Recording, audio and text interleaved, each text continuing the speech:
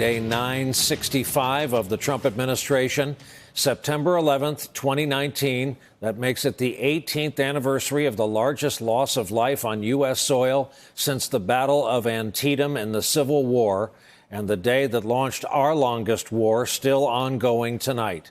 The president started this anniversary of the 9/11 attacks with his own attacks on social media, railing about a poll done, quote, by one of the worst pollsters of them all, the Amazon Washington Post, ABC. Sleepy Joe, Pocahontas, virtually all others would beat me in a general election. I haven't even started campaigning yet, and I'm constantly fighting fake news like Russia, Russia, Russia. President has indeed been campaigning ever since his official campaign announcement rally back in mid-June in Orlando, Florida. The economy was also on the president's mind this 9/11 morning. He posted, quote, the Federal Reserve should get our interest rates down to zero or less, and we should then start to refinance our debt. It's only the naivete of Jay Powell and the Federal Reserve that doesn't allow us to do what other countries are already doing, a once-in-a-lifetime opportunity that we are missing because of boneheads. Trump did go to the Pentagon for the morning 9/11 memorial. Remember, the Pentagon, one of the targets on that day. He spoke of his decision to abruptly call off a Camp David visit with the Taliban. We had peace talks scheduled a few days ago.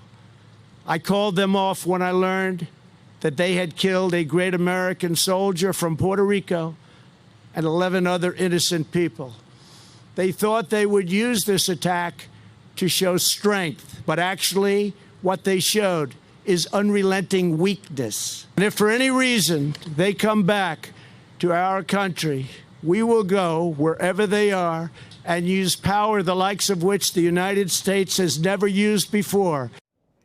Trump also had quite a bit to say about his now former National Security Advisor John Bolton on this day of such weighty meaning behind the banner of anything national security.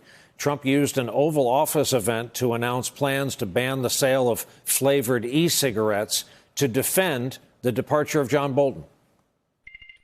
So John is somebody that I actually got along with very well. He made some very big mistakes. Frankly, he wanted to do things not necessarily tougher than me. You know, John's known as a tough guy. He's so tough he got us into Iraq. He wasn't getting along with people in the administration that I consider very important. When asked for a response, Bolton texted this to NBC News, I'll have my say in due course. President today was asked about several other challenges now facing his administration, including but not limited to China, Iran, North Korea, gun control. His responses seemed to strike a similar note, having to do with vagueness, not so much specifics. And you look at so many of the things that are happening. We are looking at vaping very strongly. We are always watching Venezuela. We're going to take a look at a lot of different things. I'm not looking at anything. There are a lot of things under discussion. We're having great dialogue, but I look at some statements that are made from so many different people, and I do believe they'd like to make a deal. If they do, that's great, and if they don't, that's great too. And if we can't make a deal, that's fine too. Some things will never happen. And some things can really some very meaningful things can happen. We'll see what happens. I mean, maybe they do and maybe they won't. I mean, you're just going to see. So we'll see what happens. We'll see what happens. We'll see what happens. We'll see what happens. Okay? The president's self-inflicted controversy concerning Hurricane Dorian roared back into the headlines today. A New York Times report with a byline that includes Peter Baker, who joins us in a moment, says Trump pressed his own acting White House chief of staff, Mick Mulvaney, to have NOAA, the parent agency, correct the forecasters who contradicted Trump's claim that Dorian could hit Alabama. Washington Post also reports Trump pushed staff to intervene with the nation's main forecasting agency, again, a division of the Department of Commerce, and the president today was asked about that. Did you tell your chief of staff to have NOAA disavow those forecasters who said that Alabama was not in the path? No, I never did that. I never did that. That's a whole hoax by the fake news media when they talk about the hurricane and when they talk about Florida and they talk about Alabama. That's just fake news. It was right from the beginning. It was a fake story. Thousands of people tonight are still believed to be missing in the Bahamas, parts of which Dorian left uninhabitable.